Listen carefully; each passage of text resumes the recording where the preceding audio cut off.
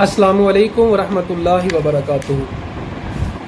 سوال کیا گیا ہے کہ کوئی اہل تشیع ہے، شیعہ ہے، کوئی دوست ہے فوت ہو گیا تو کیا اس کا جنازہ پڑھنا جائز ہے کہ نہیں؟ سوال کرنے والے میرے دوست ہیں، انہوں نے بتایا کہ میں نے ایک مفتی صاحب سے پوچھا، انہوں نے کہا جی چونکہ شیعہ کافر ہوتے ہیں تو اس کا جنازہ ہرگز نہ پڑھا جائے۔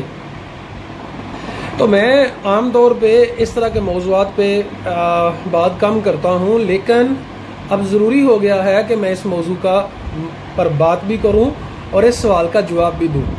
میرا تعارف یہ ہے کہ میں ڈاکٹر محمد عرفان سعید ہوں، پی ایچ ڈی میں نے کی ہے قرآنک سائنسز میں۔ اس سے پہلے میں مفتی کورس مکمل کر چکا ہوں، الحمدللہ 2010 میں نے مفتی کورس مکمل کیا تھا۔ اس کے بعد میں نے فاضل عربک کیا، master in Arabic, master in Islamic studies, M Phil, جس میں نے اتحاد امت کے اوپر کام کیا، اور پھر پی ایچ ڈی کی۔ گزارش یہ ہے کہ کوئی بھی مسلک پورے کا پورا کافر نہیں ہوتا، کسی ایک مسلک کو آپ اوورال نہیں کہہ سکتے۔ میں اہل تشیع لوگوں کو کئیوں کو جانتا ہوں جو انتہائی نیک، اور وہ صحابہ کرام کے بارے میں ایسے ہی عزت و احترام سے نام لیتے ہیں جیسے ہم لیتے ہیں۔ تو چاہے کوئی اہل تشیع ہو، چاہے کوئی اہل حدیث ہو، چاہے کوئی اہل سنت ہو، جو کلمہ کفر کہتا ہے، اس بات کو ذرا ٹیکنیکلی طور پہ سمجھیے گا، کافر کوئی کب ہوتا ہے؟ ایک بندہ کلمہ کفر کہتا ہے، اس کی نیت ہے کہ میں گستاخی کر رہا ہوں، اس کی نیت ہے، تو یہ گناہ ہے۔ اس نے کلمہ کفر کہا، نیت تھی اس کی، وہ کافر ہو گیا۔ لیکن اگر کسی نے کلمہ کفر کہا لیکن اس کی نیت یہ نہیں تھی کہ میں گستاخی کروں، وہ کافر نہیں ہوتا۔ مطلب بڑی واضح بات ہے نا، ذرا اس بات کو آپ لوگوں نے ذرا سمجھنا ہے کہ کیسے۔ نبی کریم صلی اللہ علیہ وسلم نے فرمایا، صحیح بخاری کی حدیث ہے، آپ صلی اللہ علیہ وسلم نے فرمایا کہ ایک بندہ جب توبہ کرتا ہے تو اللہ تعالیٰ کو کتنی خوشی ہوتی ہے؟